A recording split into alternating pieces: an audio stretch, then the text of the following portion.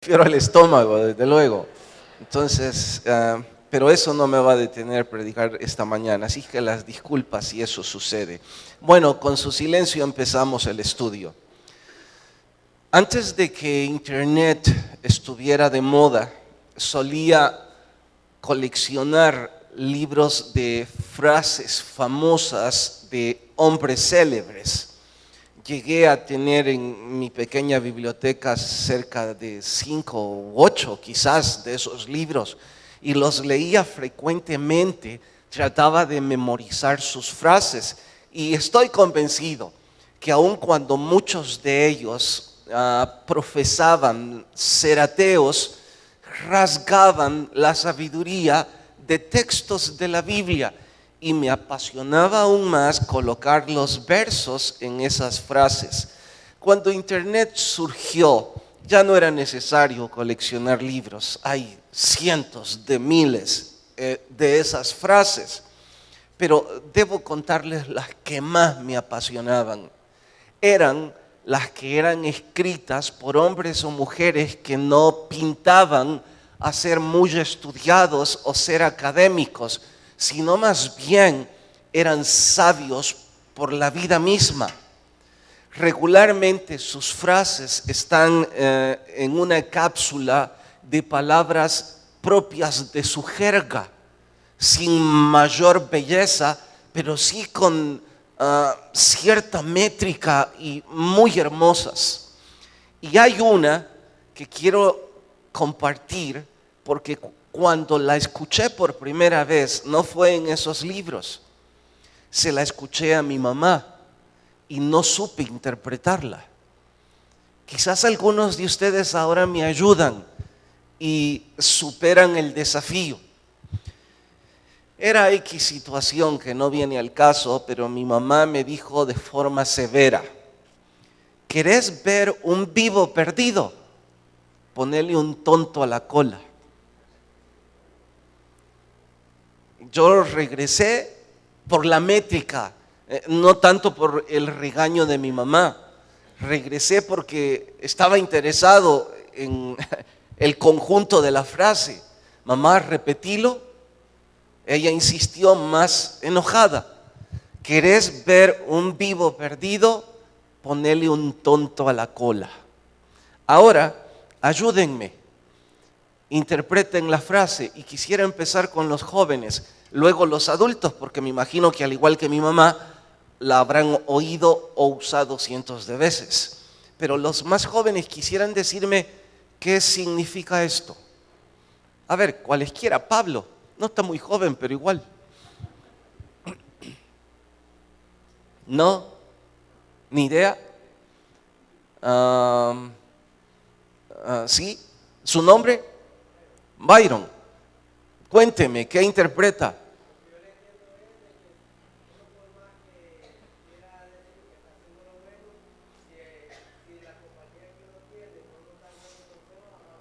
Oh, malas compañías. Está cerca, pero un poco distante. ¿Alguien más? Juan Carlos está levantando la mano. Sí, vos. El que usa las manos con el teclado ahora. ¿Alguna idea? Parecido. O sea, perdidos los dos. Bueno, ahora ayúdenme los adultos y cuéntenle a los jóvenes lo que significa. No se sientan mal, yo estuve igual que ustedes. Yo tuve que preguntar a mi mamá, ¿qué quieres decirme? Así que ayuden los adultos y cuéntenme qué significa eso. ¿O mi mamá es la única adulta aquí? A ver, Pedro.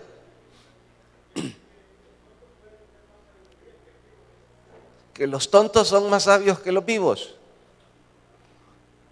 Usted es más filósofo, ¿eh? ¿Alguien? Sí, hermano Renato. El vivo sabe dónde va y el tonto no. El tonto va a perder al vivo. ¿Y dónde ha visto usted un vivo que se deja guiar por un tonto? Siempre hay un tonto detrás de un vivo. Usted ha estado en muchas frases, Renato. En un ratito ha construido varias. ¿Más nadie? Aquí, hermana, y terminamos. El tonto empuja al vivo al mal. Pero si es vivo, ¿cómo se deja empujar por un tonto?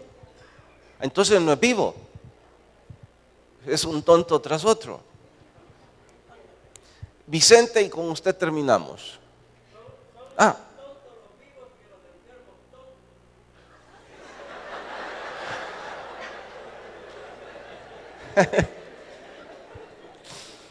Les voy a confundir más y continúo. Así es que mejor voy a darles la interpretación. Hay algunas personas que se creen tan inteligentes y tan astutos, y probablemente lo son. Y eso vuelve más irónico que uno que se hace pasar por tonto los termina enredando. Lo repito, hay personas que se creen tan inteligentes que quizás tienen un poco de ello. Lo irónico es que en su inteligencia o astucia no logran descubrir que alguien que se hace pasar por tonto es mucho más vivo que ellos. Esto lo digo porque en la historia que hoy vamos a estudiar habla de un rey que hago mal en decir un buen rey. Era uno de los mejores reyes de toda la historia hebrea. Y sé que si ustedes han seguido estos estudios deben estar sorprendidos. Solo hemos estado hablando de reyes genocidas, corruptos, malvados. Y de pronto surge un buen rey, exacto, un hombre recto. Y sorpréndanse, a pesar de ser muy bueno, a pesar de ser recto en su vida, terminó siendo muy tonto al dejarse enredar por uno que se hacía pasar por tonto, pero era mucho más astuto que él. De no ser que la intervención de Dios se dio en una forma milagrosa, este hubiese perdido la vida por los enredos de ese segundo. Entre tanto nosotros conocemos la historia, es probable que algunos de nosotros lleguemos a la conclusión de que llevamos años creyéndonos muy listos, tan astutos que no fuimos capaces de darnos cuenta que alguien que se hace pasar por tonto o inocente nos tiene totalmente enredados y nuestras vidas hechas pedazos. Cientos de ejemplos, pero cada quien los aplicará en su diario vivir. En realidad yo más les animo a luchar por salir del enredo en que nos tienen. Por eso y más, nuestro estudio de hoy, cómo hacer caer a un buen hombre. Vayan en sus Biblias al primer libro de Reyes, capítulo 22, o una buena mujer, desde luego. Primer libro de Reyes, capítulo 22, vamos al verso 2. ¿Listas sus Biblias? Aconteció al tercer año que Josafat, rey de Judá, descendió al rey de Israel. Atentos, ya no estamos hablando solo del reino del norte. Ahora se unen ambos reinos, y cuando dice descendió, está hablando de la topografía, las curvas de nivel, no está hablando del norte y del sur. Verso 3, y el rey de Israel dijo a sus siervos: ¿no sabéis que Ramot de Galaad es nuestra y nosotros no hemos hecho nada para tomarla? Este es el asunto. Parte de la herencia del reino del norte había sido tomada por el rey sirio y por otra confederación de naciones. Ahora Acab, que es el rey del norte, hace la reflexión: ¿cómo es que ellos se han apropiado de nuestra tierra y nosotros no estamos haciendo nada? Si tenía un ejército muy poderoso. Versículo 3. Y dijo a Josafat, el rey del sur: ¿quieres venir conmigo a pelear contra Ramot de Galaad? Y Josafat respondió al rey: mire la torpeza que responde. Yo soy como tú, y mi pueblo como tu pueblo, y mis caballos como tus caballos. Si yo hubiese estado ahí, por supuesto conociendo la historia, yo le hubiera dicho a Josafat: usted ha dicho una telaraña de torpezas. Usted no es como Acab. Ese es un genocida corrupto. Usted es un temeroso de Dios. Tus caballos no son como los de él. Él se jacta de sus armas de hierro. Usted gana sus peleas con alabanzas, porque las guerras que usted ha salido victorioso no es porque tiene hombres muy diestros, sino porque la bendición de Dios está sobre su vida. Y termina diciendo que mi pueblo es como tu pueblo. Eso es una tontería enorme. Ellos son idólatras. Ellos practican el homosexualismo, la sodomía, el asesinato de infantes. Para ellos los principios de familia no existen. Su pueblo no es como él. ¿Cómo se le ocurre a usted decir que va a ir a la guerra con este señor? Si entre el rey de Siria y Acab no hay gran diferencia. Pero en fin, esa es parte de nuestra historia. Hasta ahí leemos y oramos. Señor, por favor, hable a nuestras vidas y que podamos crecer a través del estudio de su palabra. En el nombre de Jesús, amén. No voy a remontarme a los inicios de Josafat, porque esa historia es del segundo libro de Crónicas, un pasaje paralelo. Voy a citarlo más adelante, pero por ahora basta con comentarles. Josafat fue uno de esos pocos que inició una época de reformas espectaculares. El reino del sur, en la época que Josafat gobernó, experimentó no solo paz, sino que también prosperidad. Era una especie de principado parecido al de David. Y todo esto hasta que cayó en las redes de un tonto en su cola. O mejor debo decir, uno que se hacía pasar por tonto, pero no tenía nada de eso. Ustedes dirán, ¿por qué fue un buen rey? Contrasta con las historias que hemos venido estudiando. Cierto, por hoy basta con que lo resumamos con esto: amaba la Biblia, la memorizaba, la estudiaba, se deleitaba en ella, tanto que promovió un programa de educación religiosa en todo el pueblo, un programa que volvió el corazón del pueblo hacia Dios. Si hubiese reinado un poco más de tiempo, quizás habría conseguido que todo el pueblo abriera su corazón, pero muchos de ellos se habían volcado una vez más a honrar al Señor. Y eso hacía que viniera un tiempo de prosperidad, un tiempo de paz, una época en que los jueces querían hacer justicia. Y no soy redundante ni critico a nuestros jueces, solo digo un tiempo en que los jueces en realidad hacían justicia. Una época en que los pastores instruían la Biblia, no charlatanerías. Una época en que los sacerdotes vivían lo que profesaban. Una época en que los padres eran el ejemplo a sus hijos. Una época en que los hijos querían honrar a sus padres. Esa era la época que se estaba viviendo como producto de ese programa de educación religioso. Y claro, ese es el meollo del asunto.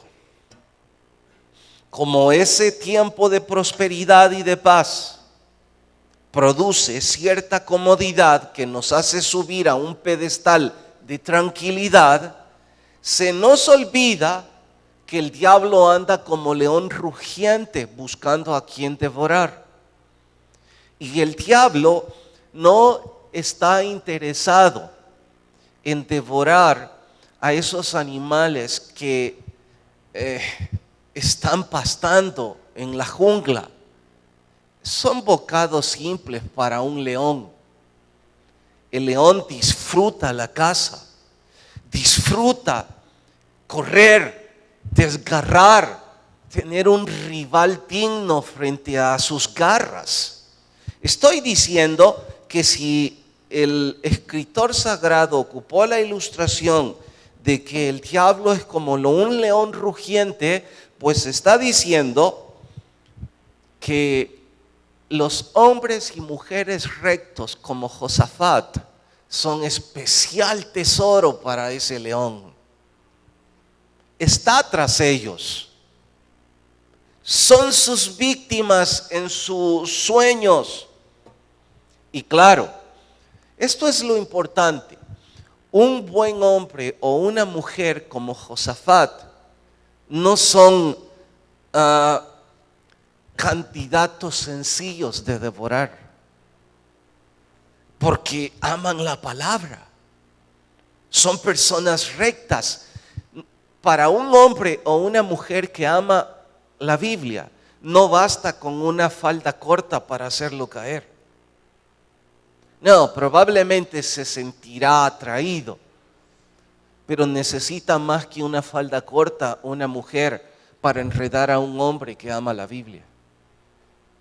No bastarán labios lisonjeros para una mujer que ama la Biblia. Requerirá un charlatán usar más que suaves palabras para adormecer a una mujer que ama la instrucción bíblica.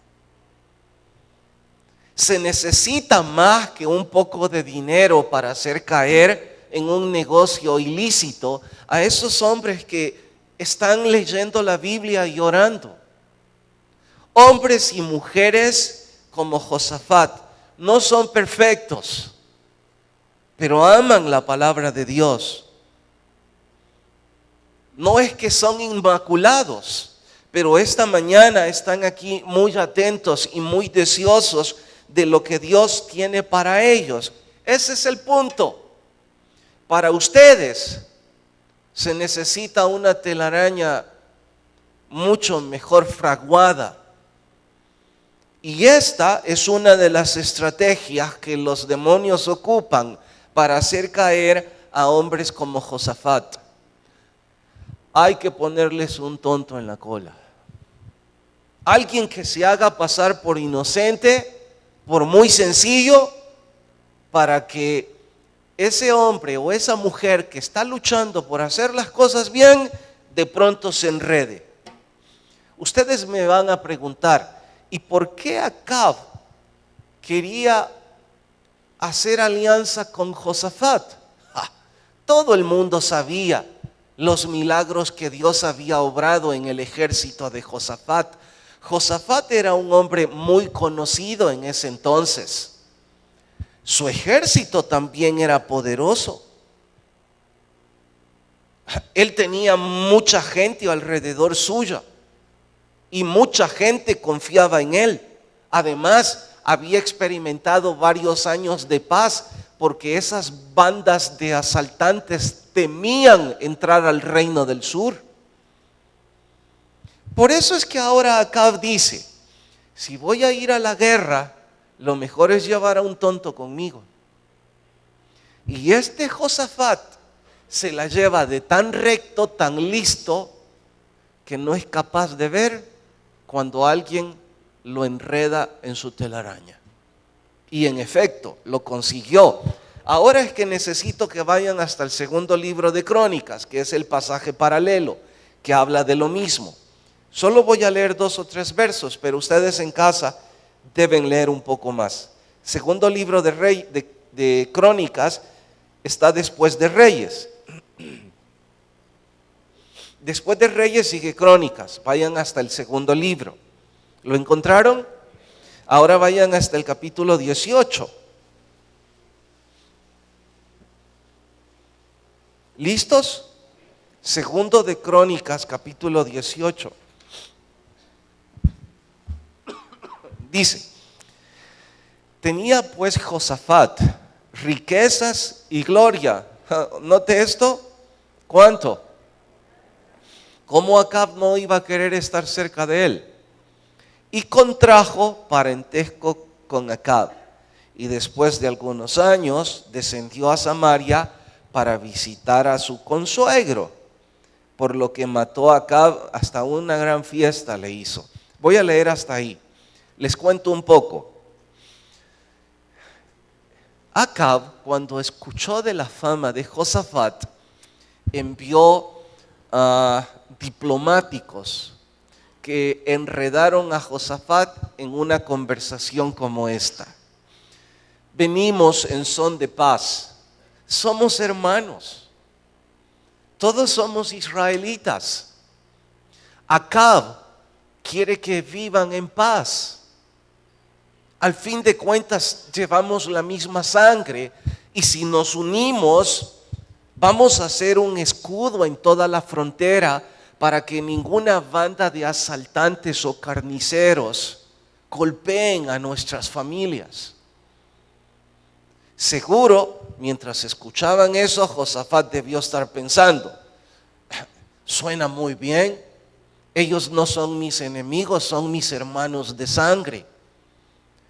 Siempre hubo un reino unificado hasta que nuestros ancestros lo partieron en dos. Así es que es sano hacer esta alianza. Pero no paró ahí la diplomacia.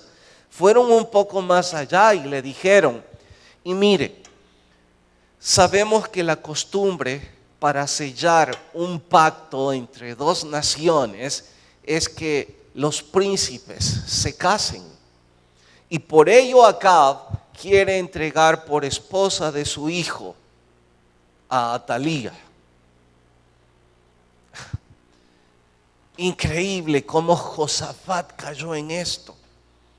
Josafat respondió: bueno, eso es la costumbre, entonces sellemos el pacto y que nuestros hijos contraigan nupcias. De hecho, cuando yo muera, debió pensar el necio ahora de Josafat: cuando yo muera, mi hijo va a gobernar y quizás Dios esté en él y logre de nuevo la reunificación del reino. Porque si yo reino sobre Judá y la esposa de mi hijo es la princesa de Israel, el liderazgo de mi hijo conseguirá que el reino sea unificado. Esto es fabuloso.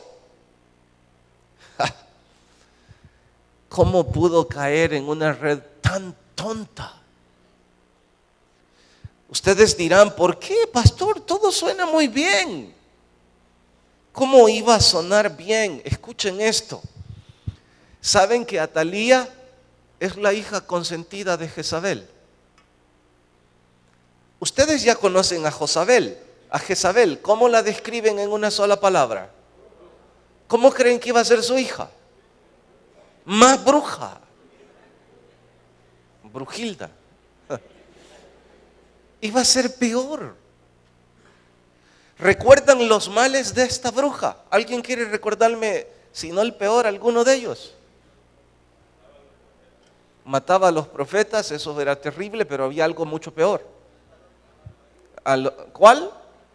Mandaba al marido, ese es el peor.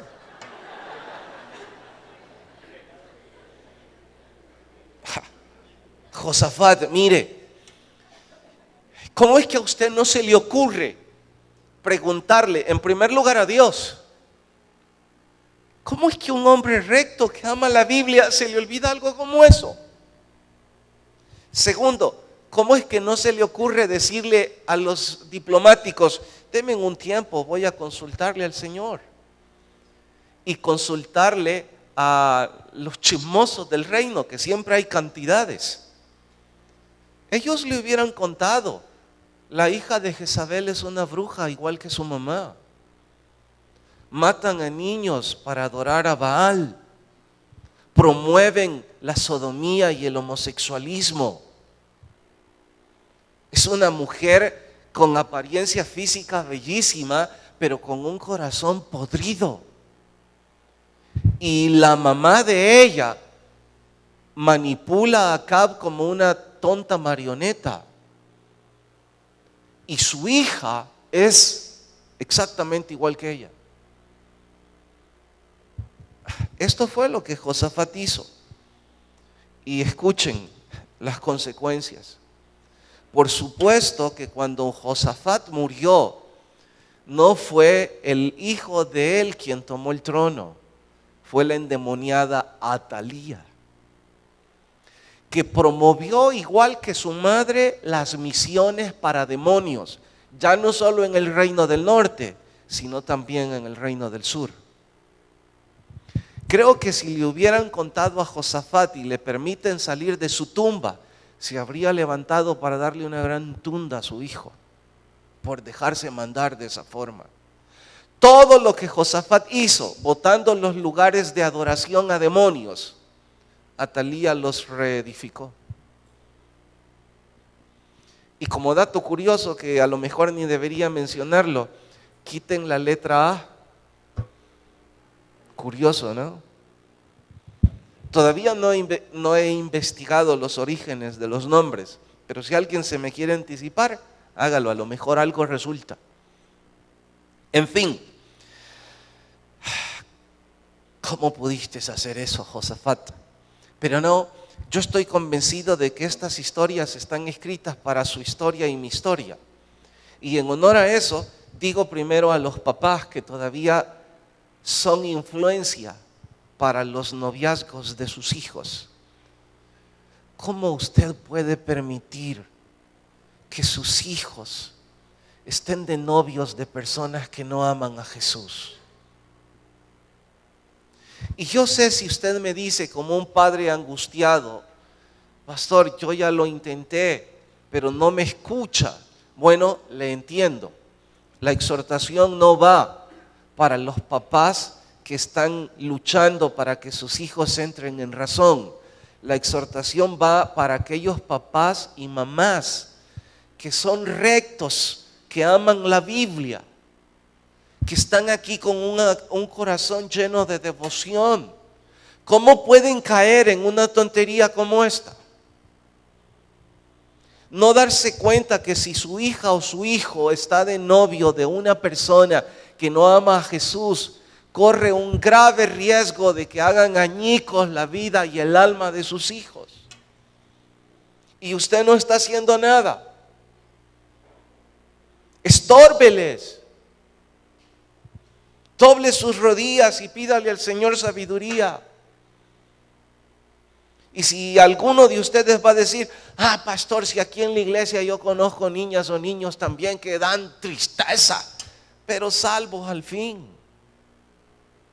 Al menos los va a ver cuando estén llorando. Estórbeles, no se rinda. Pídale al Señor sabiduría. Y sabe, una exhortación mucho más fuerte a aquellos que son como la señora de años atrás. Cambio detalles. Estaba tan orgullosa de que su hija estaba de novia de alguien que pronto se graduaría de ingeniero. Tan orgullosa que le contaba a medio mundo. Para ese entonces éramos una pequeña casa de oración. Todos nos conocíamos la vida de todos. Y claro que se le escuchaba eso con frecuencia. Y yo sabía, porque veía al chico de la iglesia, de la casa de oración, que estaba perdido de enamorado por ella. Y como él me decía que sufría porque él creía que ella también le correspondía, pero no podía, decía él, batallar con la influencia de su mamá. Y claro, nuestro amigo cristiano en ese entonces un acabado. Entonces la mamá, feliz por el ya casi ingeniero, ¿Alguna vez yo hubiera querido romper mi código de ética y decirle, señora, ¿cuál es su orgullo? Si los viernes después de la clase de la universidad, él es el que organiza la parranda en los prostíbulos. ¿Cómo es que usted no está orgullosa del sucio vocabulario del supuesto ingeniero? ¿O está orgullosa de cómo explota y maltrata a los empleados del papá? En resumen, ¿cómo usted está orgullosa, aunque sea ingeniero, si él no sabe nada de Dios? Y si usted me pregunta, pastor, ¿y cómo supo todo eso? Porque era mi compañero de clases en la universidad. Y vivía ridiculizándome y diciéndome que podía hacer lo que le daba la gana con esa niña. Y en efecto lo hizo. Hizo pedazos de su vida. Ella era su trapo sexual ante todo el grupo de la universidad. Mientras, claro, andaba con más mujeres. Pero la señora quería un hombre de sociedad. Ay, señoras de esta iglesia que piensen igual. Y que porque ven a un chico que está en la iglesia, que a lo mejor no tiene ropa cara, que tiene que venir en la 13 cuando puede y si no se viene a pie. Y usted por ello lo discrimina. Usted lo va a pagar muy caro. Y su hija también, o su hijo. Porque podría darles el nombre del chico que sufría por ella. Y les podría mostrar el coche que él está usando hoy. Y podría decirles dónde vive y lo feliz que es con su esposa. Ambos siervos de Dios. Y cada vez que le hago alguna broma y recuerdo ese nombre, él se sonroja tanto y me dice, qué tonto era yo, ¿verdad, pastor? Bueno, para los jóvenes, a los adultos que están haciendo alianza, no solo de pareja, de negocios, de amigos. Es increíble que después de nosotros ya ser viejos y tener algunas etapas en nuestra vida de sufrimiento y algunos golpes, sigamos de amigos con esas personas. Es mi compadre de toda la vida. Pues te vas a quemar con el compadre toda la eternidad también. Es increíble que sigamos con eso. Y claro, si son adultos también buscando pareja, increíble que a estas alturas no tengan una pizca.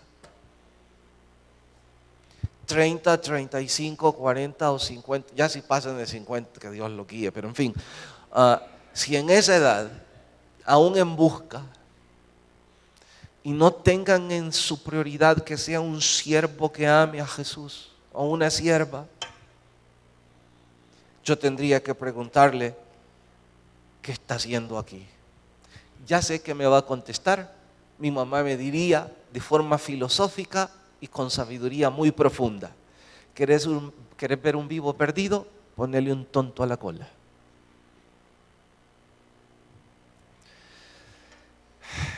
Más tarde en casa leen el final de la historia de Josafat. Dice que este rey Acab le confrontó, debemos ir a la guerra. El tonto de Josafat dice, ¿y cómo voy a rechazar si mi hijo va a ir a la guerra con él? Tengo que acompañarlo. Cuando ya estás comprometido, ¿verdad? Seguro en ese momento debiste pensar, ¿y yo para qué tengo que andar peleando las guerras de los otros? Ya estás atado, ya estás en la telaraña, ya te enredaron ese grupo de amigos, ya pusiste dinero, o ya te enredaste en alguna de esas redes sociales mandando mensajes tontos con los que te están sobornando con tu esposa. o viceversa, porque ahora las señoras, algunas también, ya estás enredado, ni modo, hay que ir. Ahí se le ocurrió a Josafat, ya basta de tanto error, ahora voy a hacer lo correcto. ¿Qué era lo correcto? ¿Qué era lo correcto? No, pero ¿qué era lo correcto ahí? Tengo que ir a la guerra porque va mi hijo. De eso ya no me puedo zafar. Pero ¿qué toca ahora? Aquí lo dijeron. ¿Qué hay que hacer? Pedirle la ayuda al Señor. Señor, me equivoqué, lo siento. ¿Me puede ayudar? Y le dice a Acab, porque estaban en el reino del norte, mire, ¿habrá aquí algún profeta al que le podamos consultar lo que Dios opina de esta batalla? Y Acab, llevándosela de tonto. Si tenemos a 400, elija. Y no eran los de Baal, estos ya eran 400 profetas de Jehová, pagados por Acab. O sea, 400 pastores charlatanes. Eso eran, en nombre de Dios. Y ya dijo, manden por ellos. Y aparecen 400, 2 módulos, este y este. Entonces dice Josafat, señores, pregúntenle al Señor qué opina de esta batalla. Y empezaron en un relajo, le llaman clamor, gritos, se tiraban al suelo, palabras que solo ellos entendían, un relajo, pero relajo, tratando de impresionar a Josafat, propio de las actividades litúrgicas de las religiones paganas, no de hombres de Dios, porque la instrucción de la Biblia no incluye gritos. Yo no quiero irrespetar a los que gritan en sus oraciones, pero les tengo que preguntar con seriedad, ¿y usted piensa que Dios no oye? Porque ¿a quién le gritan? ¿A quién le grita una persona? A alguien que no oye. Me tiro al suelo. ¿Sabe quiénes se tiran al suelo? Los niños haciendo berrinche. Pero hicieron todo un relajo.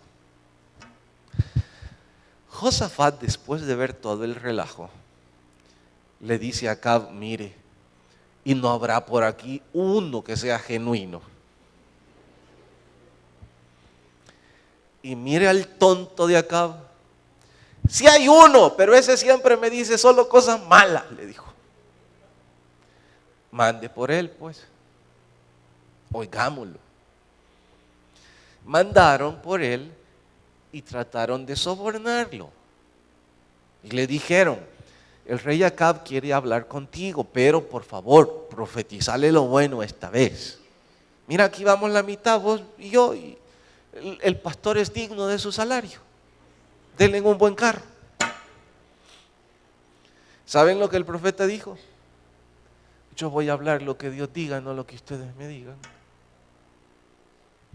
Llegó en donde estaba todo el relajo y Josafat le preguntó, ¿qué opina Dios de esta batalla?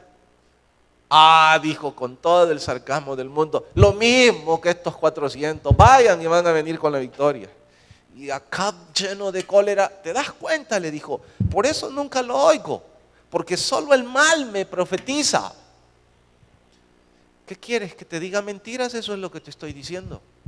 Porque tú les pagas a estos 400 charlatanes para que te digan lo que quieres oír. Pero si quieres oír lo que Dios dice, no regresas vivo de esa batalla. Lo metieron preso al profeta. ¿Por qué estoy contando toda esta historia? No por Acab, ni tampoco por el profeta, que ese sería tema aparte. Por Josafat. Mira en el relajo que estás. Como es el bautizo del niño, allá tenés que ir. Porque es el compadre. ¿Y cómo tenés negocios con ellos? Y resulta que la niña cumplió 15 años. Y en lugar de un culto de acción de gracias, llevaron a la chanchona de Arcadio. Y tenés que mandar a tus niñas.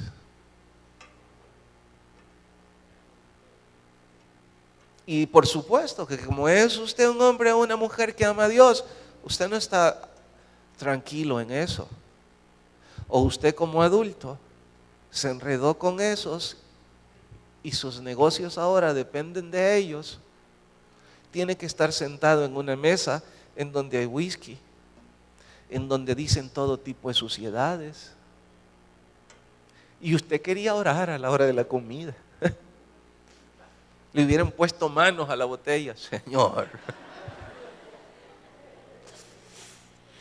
En eso estaba el pobre.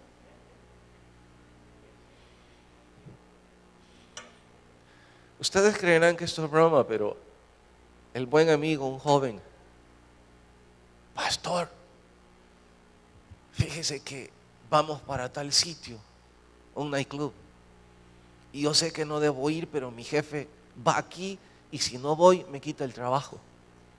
¿Y para qué me llama? Le pregunté yo. Para que usted ore y pida por mí. Y mire, usted me conoce, pastor, yo no voy a ver nada. Me dijo. Solo me hizo falta preguntar, ¿y a cuál Evo?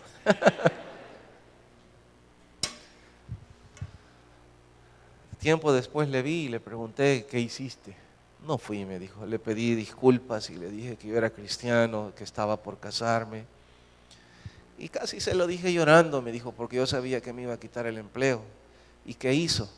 Me aumentó. Porque resulta que la prima era la novia de él. No siempre sale bien librado, ¿eh? Algunos les van a quitar el empleo por eso.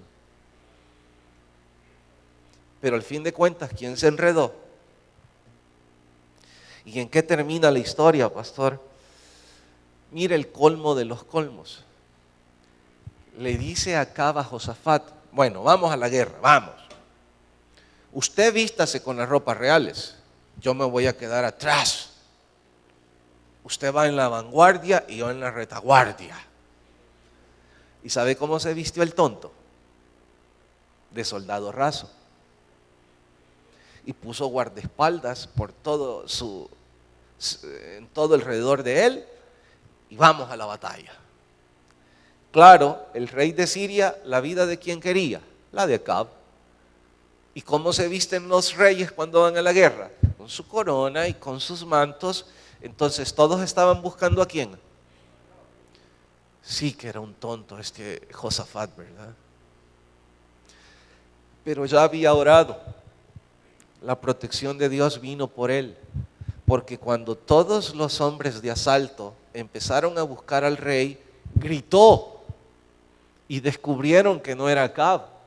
Y los capitanes dijeron, no es a él al que buscamos. Y una flecha a la aventura cayó en el cuerpo de Acab. Usted y yo sabemos que eso no fue casualidad. La mano de Dios haciendo que la profecía se cumpliera. Ahora, yo no estoy seguro que usted y yo vamos a tener la oportunidad de salir bien librados cuando terminamos enredándonos con personas que no aman a Jesús. Ahora mismo temo que habrá algunos de ustedes que están planeando vacaciones con personas que no aman a Dios. Espero que no le digan que se ponga la ropa real y que le pregunten a su esposa y que por qué no trajo el bikini.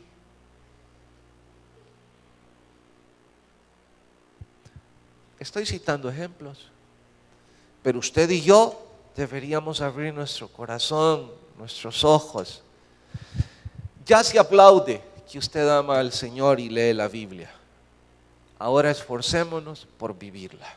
Inclinen sus rostros y oremos. Señor, gracias. Y si hay alguien sin Jesús, por favor toca su corazón. Mientras todos oran, rostros inclinados, Usted y yo necesitamos a Jesús. Y yo no le invito a venir al frente, que cambie religión, que le aplaudan. No, eso es para actividades como la de esos profetas que narra esta historia. La invitación es que con discreción en la silla que está, usted pida a Dios que le reciba como uno de sus hijos, que usted abra su corazón a Él con fe.